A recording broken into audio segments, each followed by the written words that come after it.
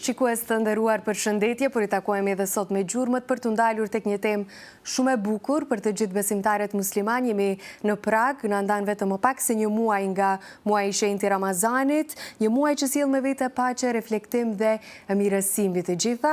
Ramazani nuk është vetëm agjerim nga ushqimi dhe pija, është një periudhë që na mëson si të jemi njerëz më të mirë, na rikujton ato vlerat që janë më të rëndësishme, thelbin e mirësisë dhe si të duam dhe vlerësojmë njëri tjetrin pak më shumë, gjithashtu edhe si të afrojmë lidhjen tonë me krijuesin. Për të folur pak më gjerë për të gjitha këto tema që I përmenda, sot kemi të ftuar Hoxh Hasan Rexhepi. Mirë se erdhët. Mirë se gjithëm, faleminderit për ftesën. Faleminderit që ndat kohën të jeni sot me ne. Dua ta nisim me kuptimin. Çfarë kuptimi ka kjo periudhë e Ramazanit në aspektin shpirtëror për të gjithë besimtarët musliman? Fillimisht, falënderimet takojnë Allahut Azza wa Jall, ndërsa salat dhe selamat ja dërgojmë Resulullahit alayhi salatu wasalam, familjes së tij të ndershme, shokëve të tij fisnik dhe besnik, dhe mbi gjithë ata të cilët trasuan dhe vazhduan rrugën e tij deri në ditën e përfundimit të kësaj bote. E nderuar moderatorë, të nderuar teleshikues të medias tuaj të nderuar, kjo periudhë e Ramazanit, Allahu Azza wa Jall e përshkruan formën më të mirë, ku njeriu dëshiron të jetë një njeri I paçt me veten e tij, kur një njeri dëshiron të jetë I edukuar me veten e tij, kur një njeri dëshiron të jetë I mirësjellët me jetën e tij, Ramazani I jep atë guximin për ta vazhduar këtë rrugë. Unë këtë fillim emision kisha dashur ta filloj duke bërë një pyetje që ja bëj pyetje vetes shpeshherë. Kjo pyetje lind nga kuptimet e shumta të argumenteve sheriatike që Allahu Azza wa Jall jep. Ajo është që mendoje sikur sot zyrtarët shtetëror do të hapin një aplikim në cilin do të shënohet që nëse aplikon në atë aplikim dhe pranohesh brenda atij aplikimi dhe punësohesh me një punë caktuar, në momentin që punësohesh ende pa filluar puna, ti bëhesh milioneri më I madh I kësaj toke. Vallë si do të jenë aplikimet në këtë punë cilën ti po e mendon tash. A do të jetin vetëm disa aplikime që ndoshta zot mbushet aplikimi, apo do të jeti stër ngarkuar dhe zot kese vend brenda atij aplikimi. Nëse e kuptojmë Ramazanin se Allahu Azza wa Jall është duke na sjell një muaj që aq shumë ka vlera brenda saj, aq shumë ka shpërblime brenda saj, aq shumë ka mirësi brenda saj, ti s'do të kesh kohë të mendosh gjatë kësaj periudhe jashtë se vetëm për Ramazanin, se si të futesh brenda Ramazanit dhe ta shfrytëzosh domethënë maksimum. E jo është për ta kuptuar edhe një gjë tjetër. Ne shpeshherë mund dështojmë brenda Ramazanit, sepse ne futemi brenda Ramazanit pa u përgatitur për Ramazanin. Kjo I bie sikur një shembull tjetër. Mendoje sikur të bashkohemi disa shokë dhe ta bëjmë një lojë të futbollit dhe mundohemi që ta bëjmë të jemi më të mirët e këtij vendi. Nëse ne futemi brenda fushës dhe as se si jemi përgatitur, sa janë gjasat që ne ta fitojmë atë lojë.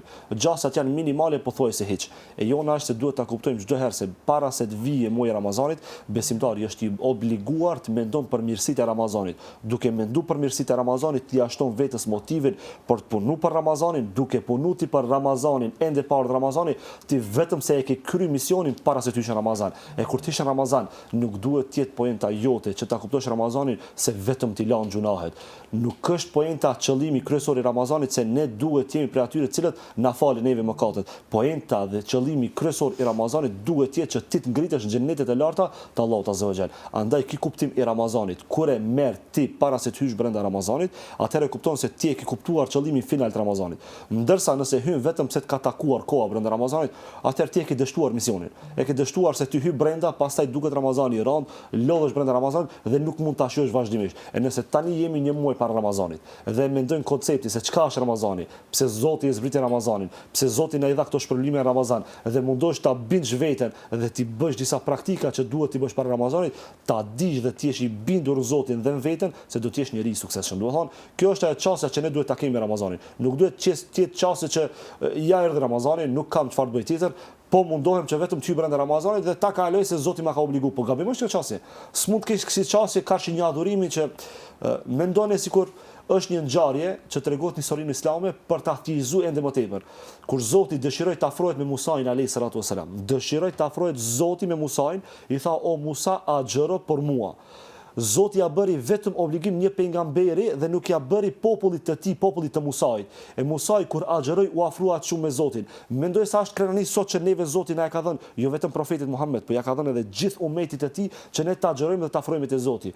Po sa është e rëndësishme nëse ti je njeri që i dëshiron parët. Shpesh herë ne jemi njerëz që e dëshirojnë pasurinë, po s'ka njeri që thotë që se du pasurinë. Po kjo është jo normale, thuash se unë nuk e du pasurinë, patjetër ti je njeri i çmendur. Çdo njeri e do pasurinë. E nëse mendon ti të bësh pasuri, çka shikon? Shikon të punosh, të afrohesh me një njeri të pasur, por nëse ti bën shumë përpjekje për të arritur një njeri i pasur, për një arsye që të bësh pasuri, po si duhet të jetë puna jote që ti të arrish te ai i cili e ka kriju pasurinë? Si duhet të jetë përpjekja jote që të arrish te kënaqësia e Zotit tënd, ai i cili të ka dhënë ti gjithçka në jetën tënde? Po kjo duhet të jetë një balans që ti duhet ta shikosh dhe të thuash vetes tane, unë gjithçka do të bëj që të afrohem te ai i cili ma ka dhuruar jetën. Po s'duhet bëj gjithçka që të arrite pasuria e kësaj bote, sepse ne e dim se kjo botë cilën jetojmë ka fillimin e vet dhe ka mbarimin e vet. Bota tjetër e ka fillimin e vet dhe kurse ka mbarimin e vet. Ku duhet të investosh më tepër? Në atë cilën sot je dhe nesër mund të mos jesh, a në atë tjetrën cilën do të jesh kur do të mbarosh? Do të thonë besimtari duhet ta ketë këtë fokus që të para përgatitet për Ramazanit dhe të jetë njeriu më i përgatitur brenda Ramazanit dhe ta ketë atë energjinë, ta ketë atë motivin, ta ketë atë planin e vet që të mund t'i ballafaqohet çdo sfidë që e ka brenda Ramazanit, që dalë njeriu më i suksesshëm për atë Ramazani. Do thonë kjo është ajo çësia e parë që duhet ta kuptojnë brenda Ramazanit. Agjërimi është një tjetër obligim kyç që vjen me Ramazanin. E përmenda edhe më herët, qëllimi i vërtet i agjërimit nga ushqimi dhe pija nuk është vetëm aq. Ku qëndron qëllimi? Është më tepër më shpirtërore. Po. Allahu Azza wa Jall në ajetin kuranor ku e shpall agjërimin si obligim për gjithë besimtarët, pjesa e fundit e ajetit kuranor flet shumë qartë, la'allakum tattaqun, që ju ta arrini devotshmërinë. Po nëse dojmë ta kuptojmë me gjuhën e popullit çka është devotshmëria, ta shpjegojmë me termin sheriatike, ndoshta dikujt nuk i bëhet e qartë. Po ta kuptojmë me atë fjalën që ne bisedojmë edhe në shtëpinë tonë, ne bisedojmë edhe me shoqërinë tonë. Devotshmëria brenda Ramazanit, që është qëllimi kryesor që e ka njeriu, është që ti me nis një punë për Allah, edhe me bitis, edhe me sos për xhennet. Kjo punë i bie hala më thjesht. Nëse ti Ramazanin e kupton se hyn Ramazan në trenin e Ramazanit, ta di se destinacionin cilin çon treni i Ramazanit është xhenneti i Zotit. A ka më qartë se kjo? Do të thonë ti futesh brenda Ramazanit si një njeri që ndoshta je ngarkuar me problemet e tua, je ngarkuar me mëkatet e tua, je ngarkuar me ato sfidat e jetës tënde, ndërsa hyn Ramazan e Zoti emri jot është në listën e banorëve të zjarrit. Zoti e sheh sinqeritetin tënd, e sheh para përgatitjen tënde, e Zoti ta bën ty që brenda 30 ditëve që je ti, e sheh për kushtimin tënd, Zoti nga ky Ramazan do ta nxjerr emrin tënd nga një letër që është letër kërcënuese për zemrat e besimtarëve dhe ta shënon emrin në listën e xhenetlive. Po a ka manderë se të hysh brenda Ramazanit si njeri, si banor i xhenemit, e dilsh prej Ramazanit si banor i xhenetit. Po mendoj ende më thjesht, nëse e ke një Ramazan të suksesshëm, që e kupton këtë terminologji la'allakum tattaqun, që të bëni më të devotshëm, ty ja mendon se vetëm brenda vetes tënde do të jesh i reflektuar si njeri i devotshëm? Po nuk është kjo çështje që ti jesh i devotshëm vetëm për veten tënde. Nëse unë kur takohem me ty, kur takohem me vëllezërit, kur takohem me shoqërinë, nuk jam njeri me atë cilin Allahu Azza wa Jall po na tregon se jemi të devotshëm, se devotshmëria nuk është që ti vetëm afrohesh me Zotin. Devotshmëria është që ti afrohesh edhe me njerëzit. Devotshmëria është që ti je më i mirë me njerëzit. Devotshmëria është që ti je i mirë edhe me gruan tënde. Devotshmëria është që ti je më i mirë edhe me fëmijën tënd. Devotshmëria është ajo që nuk e ka asnjë fe tjetër. Devotshmëria është ajo që nuk e ka asnjë pari tjetër. Devotshmëria është ajo që kur e arrin besimtari devotshmërinë, atë majën, atë që thonë ne atë kajmakun e devotshmërisë, pasha Zotin, sikur gjithë pasurinë me njëon ta japin njerëzit, dhe ti e ke vetëm këtë dëshirën dhe kënaqësinë që e ke brenda devotshmërisë tënde që Zoti ta ka dhënë, ti gjitha i sakrifikon vetëm mos ta lish devotshmërinë. Po nuk është punë e lehtë të arrihet devotshmëria. Devotshmëria është që ti të jesh njeriu më i edukuar në vendin ku jeton. Devotshmëria është puna më e ndershme që ti mundesh me arrit në jetën tënde. Qëllimi final dhe qëllimi kryesor që besimtari e ka në jetën e vet është të bëhet i devotshëm. Nuk është lehtë më bëj i devotshëm. Nuk është lehtë ta fitosh garancionin që ti je banor i xhenetit ende duke ecë me këmbët e tua në këtë tokë. Nuk është lehtë ta fitosh garancionin xhenetin e Allahut, sendin më të shtrenjtë që Allahu Azza wa Jalla ka lënë me pak parë. Me pak parë kushtimisht e themi, me pak vepra që i bën ti. Nëse xheneti i Zotit do të ishte i lirë, çdo njeri do ta fitonte xhenetin. Xheneti është ajo që ne duhet bëjmë gara ditë për ditë që ta arrim, po kur të vjen Ramazani, kjo i bie sigur nëse tani unë ta bëj ty një vepër të mirë, unë e kam një shpërblim te Zoti. Ndërsa në Ramazan Zoti thot, kur ja bën dikujt një punë të mirë, një vepër të mirë, vetëm Zoti e di si është problem. Kjo fjalia vetëm Zoti e di si është problem, e di si i bie. I bie sikur dikush thotë unë do ta sjelli ti një dhuratë. Edhe ti mund ta mendosh se mund ta sjelli një dhuratë 100 euro, 500 euro, një orë shtrenjtë, diçka më shtrenjtë, pa ai kur të vjen ti ta sjell një dhuratë që ti kur në jetën tënde s'ke pas i dhurate që ndoshta edhe cifrat nëse i përmendim ta asoj dhuratës janë të pakta. A do ishe i mahnitur? Po padyshim do ishe i mahnitur, se nëse Zoti ta sjell një dhuratë kaq të madhe që ti po thotë se unë të shpërblemi një dhuratë kaq të madhe, ti duhet ta besoj se dhuratat e Zotit në krahasim me dhuratat e njerëzve janë sikur një atom trupin tënd. Sa vlen një atom i trupit tënd, karshikit çënjes tënde si njeri. Për këtë arsye duhet ta kuptoj se duhet luftosh me mish e me shpirt që të bëhesh njeriu më i përgatitur që kur tysh brenda Ramazanit, mos ta kish qëllim se Zoti do të ishte i kota xherimi nëse Zoti do të na ndalonte vetëm nga uji, nga pijet dhe nga ushqimi. Po nuk është qëllimi fisnik i Ramazanit të ndalohesh nga uji dhe nga ushqimet, sepse kjo është që mund ta bësh edhe kur ti ki për shembull je mbi peshë dhe dëshiron të bish zaif të bësh, domethënë ta dobësosh trupin tënd që të jesh njeri më i shëndetshëm, çdo njeri e bën këtë. Po nuk është ky qëllim, se qëllimi i Ramazanit është që Zoti po do me pa se ti a do mu bën njeri devotshëm. Zoti po do me të shtymi një test që me tregu se ti a di me dali suksesshëm prej këtij testi. E nëse di me dali suksesshëm prej këtij testi, edhe e sheh Zoti sinqeritetin tënd, edhe me devotshmërinë që Zoti të jep zemrën tënde, nuk ka njeri dhe nuk ka komponent që mund bashkohet brenda një njeriu që të jetë njeriu më i ndershëm që e ka kjo tokë. E për këtë arsye, ne duhet ta përgatisim veten tonë dhe t'i themi vetes tonë, vallë, nëse Zoti ma ka shënuar që unë të jem gjallë edhe këtë muaj dhe ta arrij muajin e Ramazanit, vallë, sa fatlum edhe sa njeri krenar dhe sa njeri i ndershëm dhe sa njeri i lumtur dua të jem që Allahu Azza wa Jall po ma jep edhe një mundësi. Po nuk ka dhurat, nuk ka mysafir më i ndershëm që mundet me taku mu e ty e gjithë secilit prej teleshikuesve ton. Nuk ka mysafir që mundet me taku më i ndershëm se mysafiri i Ramazanit. Nëse kishte ardhur një mysafir në shtëpinë tonë, vjen një mysafir që prindi, nana dhe baba tot do të vjenin një mysafir dhe ne duhet bëjmë para përgatitje më të mirë që ta nderojmë formën më të mirë. Çfarë përgatitje kishim bën në shtëpinë tonë? Kishim bën një përgatitje që asnjëherë më parë se kishim bën. Po mendoje tash, po të vjen një mysafir i cili po ta dërgon kush, ai i cili ka kriju mua e ty, po ta dërgon Zoti mysafirin, që Allahu Azza wa Jall e përshkruan këtë mysafir se do të qëndron disa ditë, ayam ma'dudat. Vjen pak disa çaste të qëndron me ty dhe shkon. Po si duhesh ti ta pritsh muajin e Ramazanit? Duhet ta pritsh me mikpritjen më të mirë që mundesh mi abo kujt mysafirit Zotit që po vjen te ty. Andaj në këtë çështje duhet ta kemi çështje reflektuese karshi vetes, se ndoshta ti deri tash i ke jetuar 10 Ramazane, 20 Ramazane, 30 Ramazane, dikush edhe më tepër, i ka jetuar dhe nëse çdo Ramazan ka kaluar tek ti edhe pa lënë shenja në trupin tënd, ti je i bindur se ai Ramazan e ka një pikpyetje të madhe te Zoti sa pranohet. Nëse brenda Ramazanit ty ke hyrë dhe asgjë s'ka ndryshuar Ramazani prej teje, vallahi dhe billahi, pasha madhrinë e Zotit nuk mundesh të jesh ai njeri që Zoti e përshkruan na jetet e Allahut, na jetet kuranore që Allahu i ka shpallur tek Muhamedi alayhis salatu wasalam. Nëse del prej Ramazanit me shumë cilësi të mira, kjo është një shenjë kryesore që Zoti ti ka falë mëkatet dhe ta ka dhuruar atë cilën e shpjeguam në ajetin kuranor që të jeni më të devotshëm. Do të thonë kjo është ajo çështja që duhet ta kemi në vazhdimsi para përgatitje për muajin e bekuar të Ramazanit. Cilat janë disa nga gabimet më të shpeshta që bëjnë njerëzit edhe para, por edhe gjatë kësaj periudhe të Ramazanit? Kisha dashur të fles për gabimet që i bën njeriu gjatë gjithë jetës. Se nuk mund të jesh ti njeri i qetë para Ramazanit e në Ramazan të jesh njeri nervoz. Nuk mund të jesh njeri i sjellshëm para Ramazanit e në Ramazan të jesh njeri i sjellshëm. S'mund të jesh ti njeri arrogant para Ramazanit e në Ramazan të jesh i sjellshëm.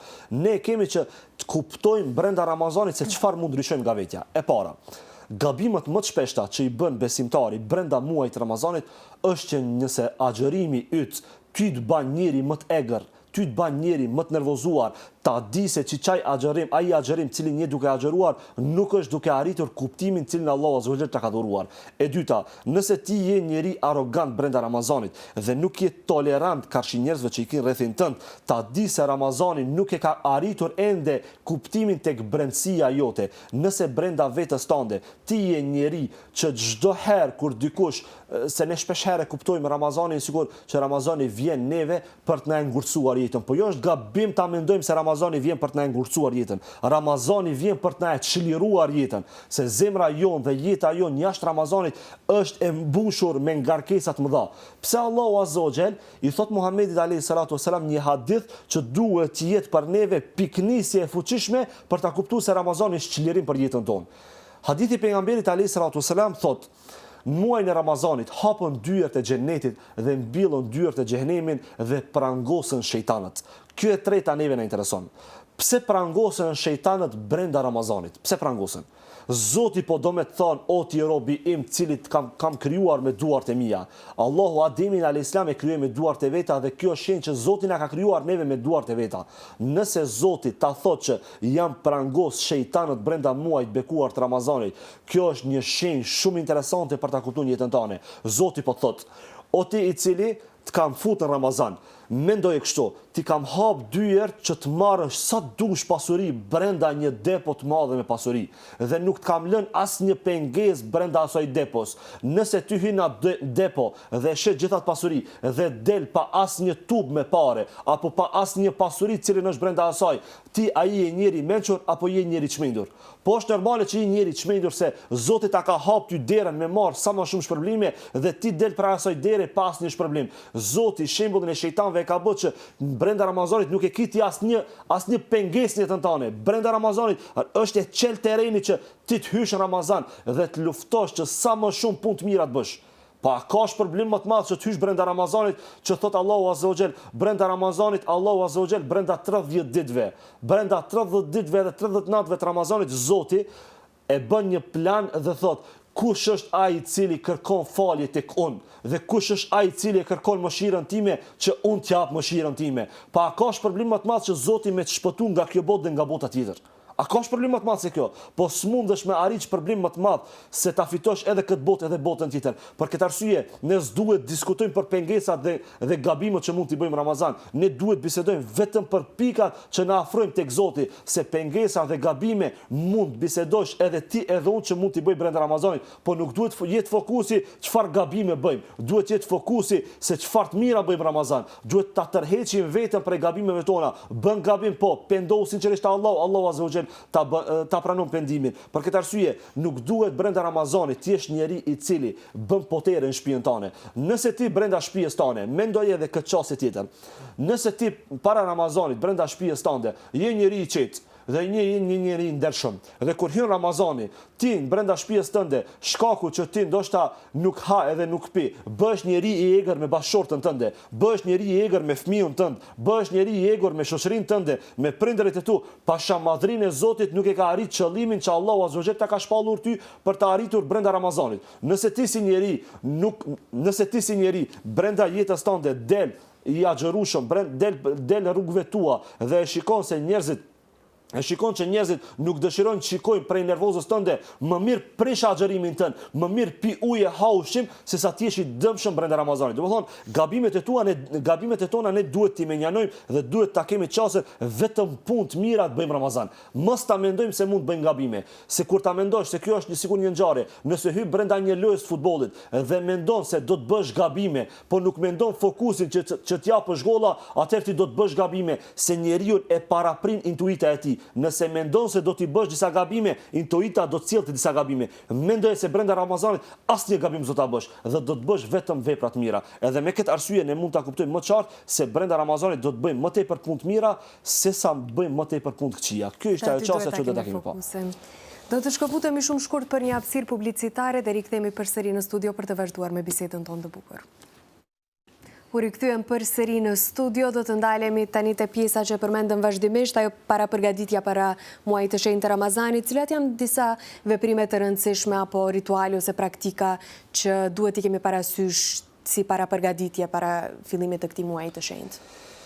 Pejgamberi alayhi salatu wasalam na mëson se para pregaditja më e mirë që mund bëhet para muajit bekuar të Ramazanit, që jemi në këtë muaj, një muaj para Ramazanit, thuhet që pejgamberi alayhi salatu wasalam gjatë këtij muaji, cilin gjendemi ne tani, e ka agjëruar gati se gjithë muajin, jo çdo ditë, por gati se gjithë muajin e ka agjëruar. Ne para Ramazanit e para duhet përgatitemi me agjërim, që kur të hym brenda muajit bekuar të Ramazanit, mos na duken ditët e para shumë të rënda. E dyta që duhet përgatitet besimtari brenda këtij muajit bekuar të Ramazanit është që duhet fillon pak më tepër. Nëse ja ke bë plan vetes tande që ta lexosh Kur'anin famëlart komplet brenda muajit Ramazanit një herë, filloje një muaj para Ramazanit, në këtë muaj të lexosh disa faqe që mos duket shumë rënd brenda muajit bekuar të Ramazanit, që të kalon muaji Ramazanit dhe ti ndoshta nuk mund ta kryesh dhe një hatme. E treta është që të mësohesh që të japësh me dorën tënde. Mësohu që të bësh bamirës dhe të jesh ajo dora që je lart dhe jo ajo dora që je poshtë. E katërta, duhet ta mësojmë veten tonë që duhet bëjmë sabër pak më tepër gjatë muajit bekuar të Ramazanit. Do të thotë, nëse tani të vjen një ballafaqim, një sprov në jetën tënde, një problem në jetën tënde, mundohu që vetes tënde t'ia bësh se shumë është e lehtë kur je qetë, kur nuk ke asnjë problem, bësh sabër që nëse i thua ma sjellje gotë ujë, ta bësh durimin që derisa të vjen gota e ujit. Por kur je në momente shumë të rënda të jetës tënde, duhet ta mësosh sabrin. Do të thotë, para përgatitja brenda Ramazanit është që ne duhet mësohemi të jemi edhe bamirës, të jemi edhe human, të jemi edhe prej atyre të cilët i ndihmojnë të tjerët. Do thotë kjo është ajo çasta që ne duhet ta kemi çdo herë gjatë Ramazanit. Do të thonë, kjo pjesa është që nëse ne mendojmë se duhet para përgatitjemi para Ramazanit, i bie ende me një kuptim më drejt. Sa Ramazana Zoti jetës tënde të kalon që të hysh ti brenda Ramazanit? Dhe para se të hysh ti para çdo Ramazanit kaluar që ka kaluar prej teje, a ja ke dhënë Zotit besën që o Zot, unë do të jem më i mirë në këtë Ramazan. Zoti nuk ta ka borxh me t'i dhënë ti disa Ramazane që ti kesh vetëm si mundësi se a do të bëhesh më i mirë, a do të bëhesh. Nëse dëshiron që ta kesh një parapregaditje shumë sinqert për të hyrë në Ramazan, duhet të kesh dy pika kyçe. E para është duhet ta kesh planin, edhe e dytja është ta kesh parapregaditjen e planit. Plani është unë do ta bëj këtë vepër, do t'i them këtij kështu dhe do ta realizoj këtë vepër. Ndërsa parapregaditja e planit është që ti këto vepra që do t'i bësh para në Ramazan, ti të fillosh t'i bësh para Ramazanit. Nëse e sheh kështu këtë çasje, shumë më lehtë do ta kesh këtë çasje brenda Ramazanit. Nëse ti fillon dhe agjeron para Ramazanit, jemi në muajin Shaban, e agjerojmë një ditë, i agjerojmë 3 ditë, i agjerojmë 5 ditë. Kur të vjen muaji Ramazanit, neve na duket si një vazhdimsi e muajit Shaban që hyn brenda Ramazanit dhe ne kemi shumë më të lehtë që ta agjerojmë muajin e Ramazanit. Por nëse ne vetëm futemi brenda Ramazanit, as nuk e kemi hapur librin e Allahut Azza wa Jall asnjëherë, as nuk e kemi agjeruar asnjë ditë, as nuk e kemi bërë asnjë vepër të mirë një muaj para Ramazanit, as nuk e kemi bërë një parapregaditje, se parapregaditje nuk duhet ta shohim ne vetëm sikur ti bëjmë disa vepra. Para përgatitja është ta marrësh një letër në shtëpinë tënde, letër në kuptimin e drejtë fjalës, dhe e merr një stilograf, një laps dhe fillon e shënon. Muaji i Ramazanit më i suksesshëm në jetën time. Pika 1. Çka dëshiron ti të bësh më shumë se të tjerët?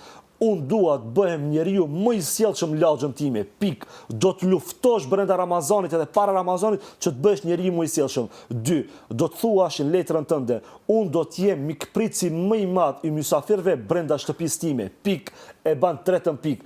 E ban tani. Pika e tretë është, unë muajin e Ramazanit do t'i them vetes time se janë namazet e teravive që namaz ditën e parë, ditën e dytë, ditën e tretë, ditën e katërt, xhamiat janë përplot me xhamat. Si të kalojë dita e 5 deri ditën e 20, 21, 22, xhamiat shprazen. A di pse shprazen? Se ky hy pa vullnet në Ramazan, ky hy pa para pregaditje në Ramazan. Nëse vetes tënde ja bën këtë plan dhe e shënon, pasha madhrinë e Zotit, o Zoti im, ta jap, pasha madhrinë tënde ta jap besën që asnjë namaz të teravive nuk do ta la, ti do ta bësh veten tënde të bindur se në Ramazan nuk do ta lësh asnjë namaz teravive, që është një vepër shumë e madhe që bëhet brenda muajit Ramazanit. E katërta e shënon si pikë, o Zoti im, unë ndoshta kam qenë i shkujdesur karshi nanës time. O Zoti im, unë ndoshta gjatë jetës time me bashortën time kam qenë njëri i ashpër me bashortën time. O Zoti im, unë në këtë pikën e 4 ta jap ty besën që brenda Ramazanit do ta ndryshoj sjelljen time në mënyrë drastike dhe do të bëhem njeriu më i mirë për familjen time, sepse pejgamberi alayhis salatu wasalam ishte njeriu më i mirë në familjen e tij. E çka ka mund që nuk jam brenda familjes time njeriu më i mirë. Pikën e 5 te letra yte i bën ato problemet e tua që i ke, që ndoshta unë nuk e di se çfarë probleme në jetën tënde ke. E shënon këtu dhe thua, o Zot, më ndihmo që brenda muajit Ramazanit ta ndryshoj dhe ta zgjidhi këtë problemin që e kam brenda jetës time. Kur ta bësh një letër tillë, Kur ta bësh një plan program tillë, po si është çësia tek ju nëse ju futeni në media, vinin mëngjes të punë dhe nuk e keni asnjë plan që çfarë do të bëni brenda ditës, do të thonë në plan programin tuaj apo në median tuaj. Po do të shkon një haos i madh dhe nuk di se çfarë bën. Por çfarë bëni me muaj, ndoshta edhe me vite më para, ju e keni parashikuar se çfarë do të bëni gjatë vitit brenda televizionit tuaj. Pse? Se duhet të jetë një televizion i suksesshëm. Po si mendon, një besimtar i suksesshëm mund të hyjë dhe pa plan program brenda Ramazanit? Kjo është ajo që ne duhet të kemi. Ato pika që duhet para përgatitemi vetëm ti përsërisim shkurt. Agjëro, jep sadaka, bëhu i sjellshëm, mundohu që të lexosh Kur'an më tepër dhe bëj disa punë që nuk i ke bërë vazhdimsi një të tënde, por Ramazan ke plan që t'i bësh sa më shpesh. Gjëja më e bukur që të fal feja, sidomos feja islame si një religion i paqes siç njihet, është komforti, rahatia, qetësia shpirtërore, lidhja me krijuesin, edhe për shumë persona kjo ende nuk është zhvilluar si ndjesi, si lidhje, si lidhje midis Zotit edhe individit. Dua të di nëse keni ndonjë këshill për të gjithë ata që ende nuk e kanë gjetur këtë qetësi shpirtërore, çka duhet bërë për të forcuar lidhjen me Zotin edhe lidhjen me fen? Nuk ka lidhje më të shpejtë dhe më të lehtë që mund ta bëj se sa lidhjen me Zotin. Nëse dëshiron për të arritur të një kryeministër një shteti, të duhen disa lidhje, disa paralajmërime, disa takime që të arrish të takosh një njerëz të madh një shteti. Po për të arritur tek Zoti yt, shumë e thjeshtë, ndalesh dhe reflekton me veten dhe e bën që ti zgjosh duart e tua prej komfortit që je një zonë të komfortit edhe nuk e din se çfarë të bësh me Zotin tënd dhe i zgjon duart e tua dhe i lutesh Zotit me atë gjuhë cilën ti e di, duke ja treguar gjitha hallet dhe gjitha shqetësimet dhe gjitha brengat dhe gjitha problemet që i ke në jetën tënde dhe ja tregon Zotit tënd. Ja tregon një nga një dhe nuk e ke problem t'ja tregosh Zotit tënd dhe Zoti yt e sheh brenda zemrës tënde që ti ndoshta nuk e sheh edhe me sytë e tu që i ke brenda vetes tënde, nuk e sheh se sa je ti i sinqert. Zoti e di më mirë se ti se sa ti i sinqert me Zotin. Dhe nëse e sheh që Zoti ti je i sinqert, Zoti punën e parë që do ta mundsoje që ti të afrohesh tek Zoti me namaz. Nuk ka lidhje më të afërt që mund t'ja bëj Zotit tënd jashtë se me faljen e namazit që e ke 5 herë në ditë. E dyta që ta bën Zoti yt është Zoti yt ty të lidh atë shumë me të sa që ti nuk ndalesh duke e përmendur Zotin tënd me gjuhën tënde. Nuk ka gjuhë më të mirë dhe nuk ka gojë më të mirë që mund ta ketë besimtari jashtë asaj gjuhës që e përmend dhe është e lagur çdo herë me përmendjen e Allahut, me fjalët la ilaha illallah, me fjalët subhanallahi wa bihamdihi, subhanallahi alazim, duke madhëruar Zotin tënd me gjuhën tënde. E treta është që Zoti ta bën që ritualet që Zoti t'i ka obliguar, adhurimet që Zoti t'i ka obliguar, ti mundohesh t'i bësh me lehtësi më të madhe. Pa nuk ka turp më të madh se sa ta besosh Zotin tënd se sa është bujar. A nuk ka turp më të madh se sa ta besosh Zotin tënd që është i mëshirshëm, i gjithëmëshirshëm, është ai pasuri që ti ty pasuri e të furnizon e ti Zotit tënd nuk ja zbaton urdhrat e tij. Do të thotë ne duhet të reflektojmë me Zotin ton sepse lidhja më e shpejtë që mund ta bëjë besimtari është që mund ta bëjë duke ngritur duart e tij dhe me namazin e tij. Andaj emanet i pejgamberit alayhis salatu wasalam. Shikone, kur e do dika në jetën tënde, cilat janë fjalë që prindi jot t'i lë më mirë të jetën tënde në momentin çastet e fundit të jetës tij, duke e lënë këtë botë prindi yt t'i jep disa emanete që ti i mban me shumë dashuri dhe nuk dëshiron që kur t'ja tradhtosh ato emanete, apo kjo është shumë e thjeshtë. Por cili ishte emaneti i pejgamberit alayhis salatu wasalam? Emaneti dhe fjalët e fundit pejgamberit alayhis salatu wasalam ishin namazi. Pa jeti i lidhur me këtë emanet të njeriu të më të bukur e më të dashur e më të ndershëm truzullit toksor që ta la ty që sot ti ta jetësosh, nëse e mendon se ti je duke realizuar emanetin e pejgamberit alayhis salatu wasalam dhe jeni këtë rrugë që ti e realizon emanetin e pejgamberit alayhis salatu wasalam, nuk ka gjasa teorike që ti jesh njeri i dëshpëruar.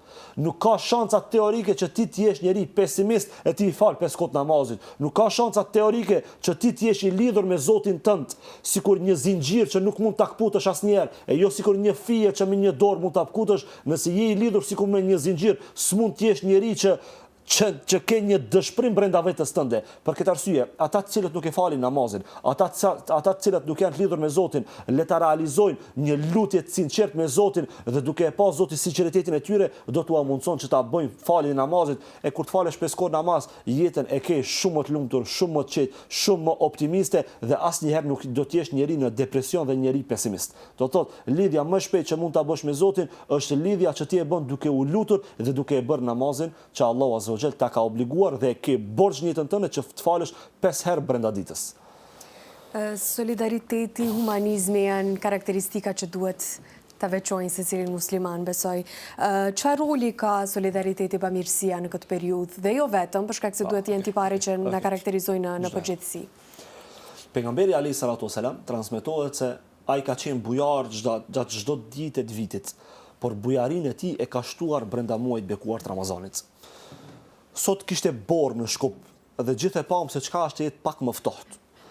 Mendoje sikur ti je rahat në shtëpinë tënde, edhe je shumë i qetë. Nuk ke asnjë problem, rrog, ke kul mbi kokë, ke ushqim, ke gjithçka ke që Zoti t'i ka dhuruar gjitha këto të mirat. Mendoje tash është dikush që nuk ka kul mbi kokë, nuk ka se si t'u ushqehet, nuk ka veshmbathje për fëmijët e tij, nuk ka ndoshta mjete shkollore që t'i dërgon fëmijët e tij me mjete shkollore në bankat shkollore, nuk ka edhe gjërat më elementare. Po si është gjendja që nëse ne do të ishim njerëz egoist vetëm për veten tonë dhe e shikojmë dikën që ka shumë nevojë për dorën tonë, që t'ja ngjisim dorën tonë dhe e shikojmë nga ana tjetër sa duhet të jesh ti njeri i dobët fetarisht, kombëtarisht, edhe me ndjenja njerëzore që mos t'ja ngjitësh dorën edhe atij njeriu tjetër që e ke përballë teje. Po a ka ndjenjë më të rëndë që tani kur jemi në Ramazan, ti të ulesh në sofrën e iftarit dhe ta kesh sofrën tënde përplot me ushqime dhe ndoshta ti nuk arrin ti provosh gjitha ushqimet prej mirësive dhe begative që Zoti t'i ka dhënë, ndërsa në sofrën e tjetër të vllaut tënd, të motrës tënde, të komshiut tënd, ndoshta nuk ka një copë bukë se si ta prish dhe ta bën iftarin e tij. Do të thotë ti duhesh të jesh fillimisht para se ti jesh musliman, ti je njeri. Pastaj kur ta mbërthesh veten tënde si musliman, ti duhet ta shikosh në aspektin fetar. Po mbi këtë ti edhe kombëtar dhe je shqiptar, edhe dora shqiptari çdo herë ka ngjitur dorën atij i cili ka pasur nevojë. Humanizmi është pjesë shpirtërore e besimtarit. Humanizmi është pjesë kombëtare e njeriu shqiptar. Humanizmi është ajo që nuk e kanë shumë njerëz në jetën e vet. Ne mendojmë se jeta duhet të jetë për neve, po është kjo çast e gabim. Pse Zoti e obligoi zakatin? Zoti e obligoi zakatin për të vetmin qëllim, se ti brenda vitit e të bën një pasuri dhe ti ke pasuri që ta kalosh vitin tënd pa asnjë problem, po zakatin e nxjerr për ta pastruar ty pasurinë, sepse zakati nuk është pasuria jote. Zakati është pasuria e atij i cili ka nevojë për dorën tënde. E Zoti e bëri obligim zakatin që ti t'ia ngjitësh dorën atij i cili ka nevojë për dorën tënde. Ne duhet të jemi njerëzit vetëdijshëm, se në mesin ton, a më e them me plot bindje, në mesin ton, çajirin ton, Shkupin ton, në Maqedoninë ton, ne kemi njerëz që kanë probleme, krizë financiare, kanë probleme të shumta që ndoshta nuk mund t'ia del muajit vetëm me ushqim për familjen e tij, ku janë njerëzit që duhet të jenë bamirës dhe human karshi këtyve njerëzve. Nuk duhet të jemi ne njerëz që vetëm brenda muajit Ramazanit t'u angjisim dorën dhe t'u ashtrojmë sofrën e iftarit. Jo, ne duhet të jemi të vetëdijshëm edhe gjatë 11 muajve të tjerë që çfarë të bëjmë, ta bëjmë atë cilën e bëjmë brenda Ramazanit, t'u angjisim dorën. Çfarë dobi e ke nga pasuria jote që e t'u bën shtëpinë tënde në kasafotat e tua, që e mbyll shumë mirë pasurinë tënde dhe e ruan që ndoshta ke edhe për 100 vitet e ardhshme tash nga pasuria jote, ndërsa vllau yt dhe motra yte nuk ka ushqim se si ta kalon muajin. Po kjo është një turp brenda vetes tënde nëse ti e ruan pasurinë tënde dhe komshiu jot flen duke pasur barkun e tij të unt. Për këtë arsye vjen hadithi pejgamberit alayhis salatu wasalam, që është një hadith që duhet ty me të reflektu. Hadithi flet kështu: nuk ka besuar me besim të plot ai i cili flen i qet dhe me barkun e gopur në shtëpinë e tij, ndërsa komshiu i tij është duke fletur me një bark të shpras dhe me një bark që ndoshta ai çan se fëmijët e tij kanë fletur ende pa ngrënë ushqim gjumin e tyre. Duhet të jesh ti njeri që reflekton karshi këtyve haditheve, karshi këtyve ajeteve që të nxisin ti për bamirësi. Pa ka më mirë se të jesh ajo dora që jep në vazhdimsi.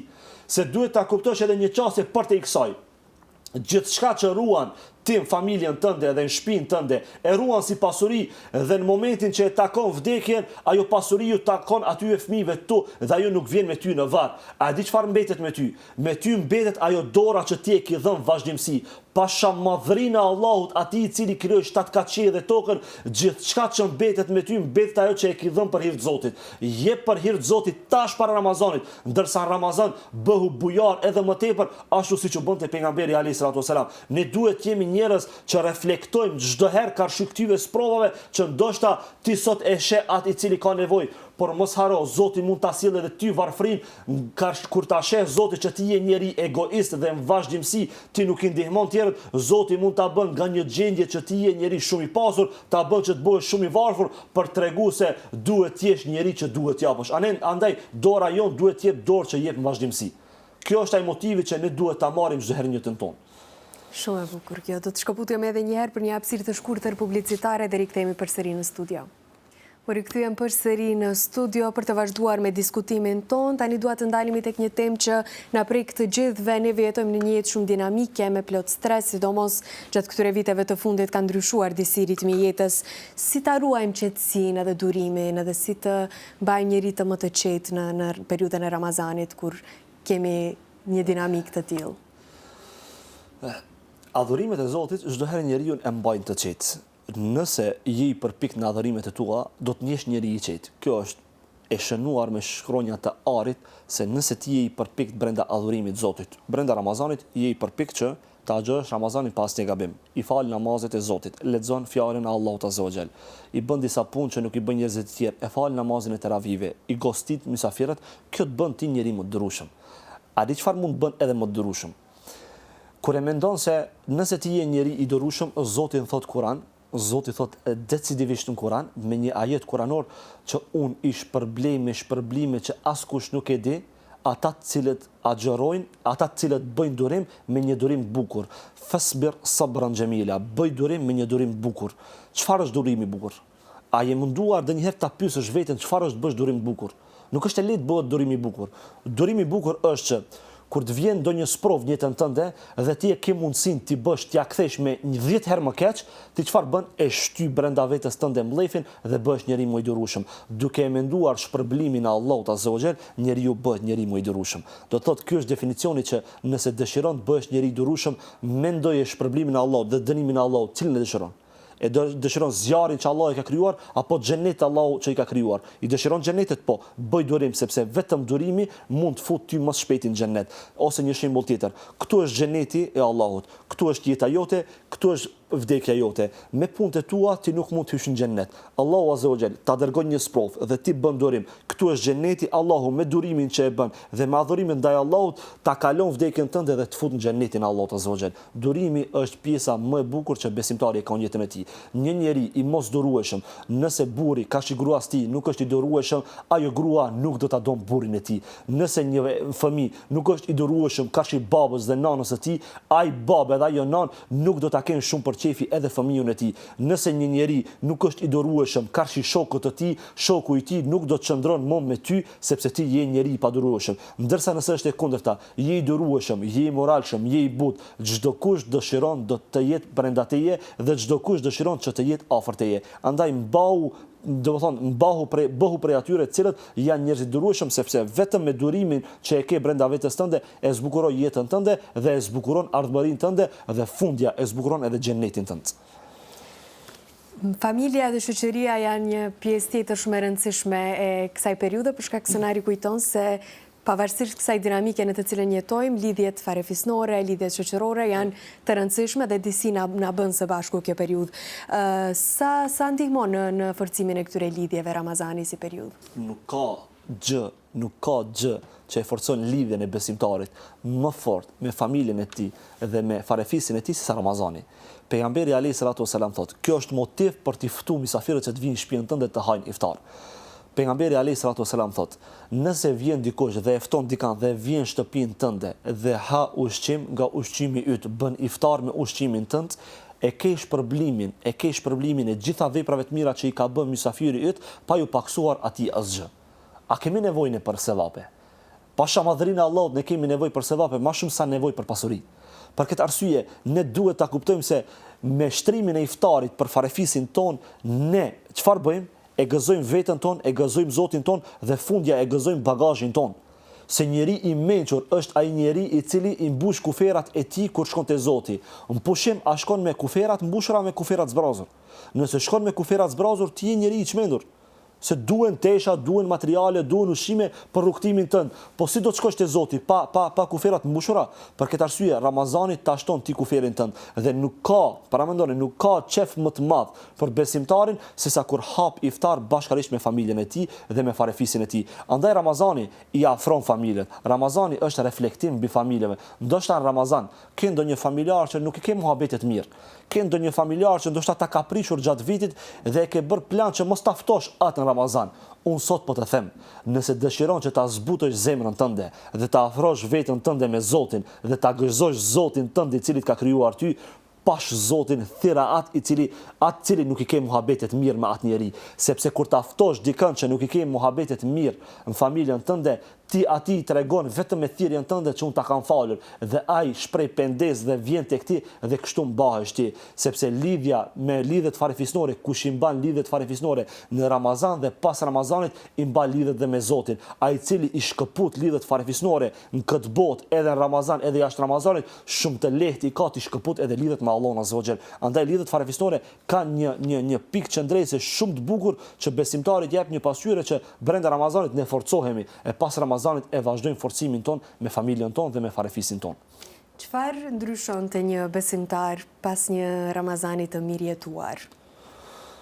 Ndryshimi që ta jep Ramazani është një ndryshim që, shikoni, hyti në Ramazan si njeri i varfër, jo i varfër për ka pasuria, po i varfër për ka sevapët dhe del për e Ramazanit i pasur miliarder me sevape.